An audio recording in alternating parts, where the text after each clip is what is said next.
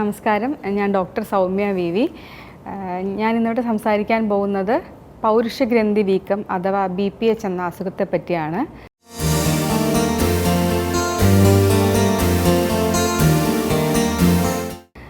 പുരുഷന്മാരിൽ സാധാരണയായി കണ്ടുവരുന്ന ഒരു അസുഖമാണ് BPH എന്ന ചുരുക്കപ്പേരിൽ അറിയപ്പെടുന്ന ബിനൈൻ പ്രോസ്റ്റേറ്റിക് ഹൈപ്പർപ്ലേസിയ.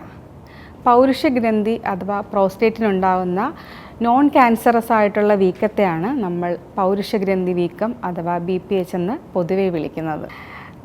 മുൻപ് വാർദ്ധക്യസഹജമായ ഒരു അവസ്ഥാവിശേഷമായിട്ടായിരുന്നു പ്രോസ്റ്റേറ്റ് വീക്കത്തിനെ കണക്കാക്കിയിരുന്നതെങ്കിൽ ഇപ്പോഴത്തെ സ്ഥിതിവിവര കണക്കുകൾ അനുസരിച്ച് 30കളിൽ തന്നെ നമുക്ക് പ്രോസ്റ്റേറ്റിൻ്റെ ഒരു സൂചനകൾ കണ്ടു തുടങ്ങുന്നുണ്ട്.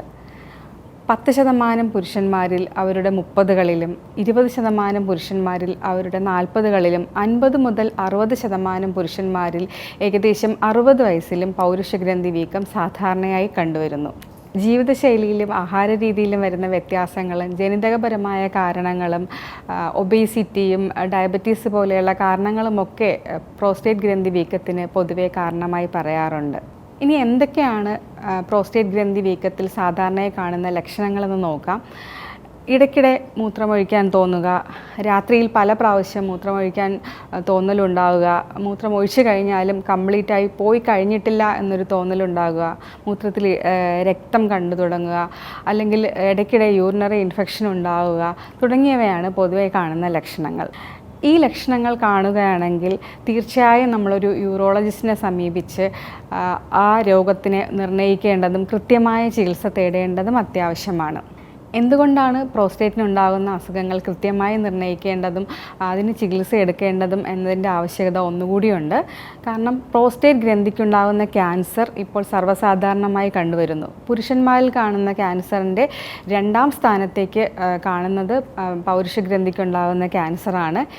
ഏതാണ്ട് ഇതേ ലക്ഷണങ്ങൾ തന്നെയാണ് പൗരുഷഗ്രന്ഥിയിലെ ക്യാൻസറിനും അതുപോലെ തന്നെ പൗരുഷഗ്രന്ഥിക്കുണ്ടാകുന്ന ഇൻഫെക്ഷൻസിനും കണ്ടുവരുന്നത്. അതുകൊണ്ട് ഈ പറയുന്ന ലക്ഷണങ്ങൾ കണ്ടു കഴിഞ്ഞാൽ കൃത്യമായി നമ്മളൊരു യൂറോളജിസ്റ്റിനെ കണ്ട് രോഗനിർണയം നടത്തേണ്ടത് അത്യാവശ്യമാണ്. പൗരുഷഗ്രന്ഥി വീക്കവും അതിനോടനുബന്ധിച്ച ലക്ഷണങ്ങളും കാണുകയാണെങ്കിൽ ആദ്യം നമ്മളൊരു യൂറോളജിസ്റ്റിനെ കണ്ടതിന് ശേഷം ഫിസിക്കൽ എക്സാമിനേഷൻ നടത്തണം. സാധാരണയായി നമ്മൾ നോക്കുന്നത് ആ ഗ്രന്ഥിയിലേക്കുള്ള പരിശോധനയാണ്.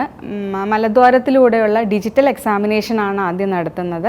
ആ പരിശോധനയിൽ ഗ്രന്ഥിക്ക് എന്തെങ്കിലും അതിൻ്റെ ടെക്സ്ചറിന് വ്യത്യാസം എന്തെങ്കിലും കാണുകയാണെങ്കിൽ നമ്മൾ ബാക്കി ഉള്ള ഇൻവെസ്റ്റിഗേഷനിലേക്ക് പോകേണ്ടി വരും. ആദ്യമായി ചെയ്യുന്നത് ഒരു യൂറിൻ റൊട്ടീൻ എക്സാമിനേഷനാണ്. യൂറിൻ റൊട്ടീൻ എക്സാമിനേഷൻ ചെയ്ത് യൂറിനറി ഇൻഫെക്ഷൻ നമുക്ക് റൂൾ ഔട്ട് ചെയ്യാം.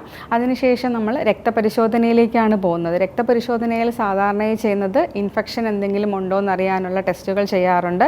അതുപോലെ റീനൽ ഫങ്ഷൻ ടെസ്റ്റുകൾ ചെയ്യാറുണ്ട്. പിന്നെ പ്രധാനമായും നോക്കുന്നത് PSA എന്ന ടെസ്റ്റാണ്. PSA എന്നാൽ പ്രോസ്റ്റേറ്റ് സ്പെസിഫിക് ആൻറ്റിജൻ ആണ്.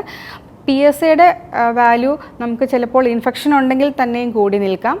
അതല്ല ഏതെങ്കിലും ഒരു ക്യാൻസറസ് ആയിട്ടുള്ള കണ്ടീഷൻ, അതായത് പ്രോസ്റ്റേറ്റുമായി ബന്ധപ്പെട്ട ക്യാൻസറസ് കണ്ടീഷൻ ആണെങ്കിലും PSAയുടെ വാല്യൂ നമുക്ക് കൂടുതലായി കിട്ടാറുണ്ട്. PSAയുടെ വാല്യൂ 10ൽ കൂടുതലാണെങ്കിൽ നമ്മൾ സ്പെസിഫിക് ആയിട്ട് പ്രോസ്റ്റേറ്റ് ക്യാൻസർ അല്ല എന്ന് റൂൾ ഔട്ട് ചെയ്യേണ്ടി വരാറുണ്ട്. അടുത്ത നമ്മൾ പോകുന്നത് USG അഥവാ അൾട്രാസോണോഗ്രാഫി എക്സാമിനേഷനിലാണ്. അപ്പോൾ USGയിൽ എന്തെങ്കിലും ട്യൂമറോ ബാക്കി ഗ്രോത്തുകളോ എന്തെങ്കിലും കാണുവാണെങ്കിൽ അത് ക്യാൻസറസ് അല്ല എന്ന് റൂൾ ഔട്ട് ചെയ്യാൻ വേണ്ടിയിട്ട് MRI എടുക്കണം. MRIയിലും ട്യൂമർ എന്തെങ്കിലും കാണുന്നുണ്ടെങ്കിൽ ബയോപ്സി കൂടെ എടുത്തതിന് ശേഷം ക്യാൻസറസ് ആണെങ്കിൽ അതിൻ്റെ സ്റ്റേജും ബാക്കി കാര്യങ്ങളും കൃത്യമായി നിർണ്ണയിക്കേണ്ടത് അത്യാവശ്യമാണ്. ഇനി ചികിത്സാരീതികളാണ്. നമ്മൾ ഇത്രയും പരിശോധനകൾ നടത്തി ഒരു ക്യാൻസറസ് ആയിട്ടുള്ള ഗ്രോത്താണ് കണ്ടുപിടിക്കുന്നതെങ്കിൽ കൃത്യമായ സ്റ്റേജിനനുസരിച്ച് വേണ്ടുന്ന കീമോതെറാപ്പി, റേഡിയേഷൻ ചികിത്സ, ഹോർമോൺ തെറാപ്പി അഥവാ സർജറി ഒക്കെ നമുക്ക് ചെയ്യേണ്ടി വരും.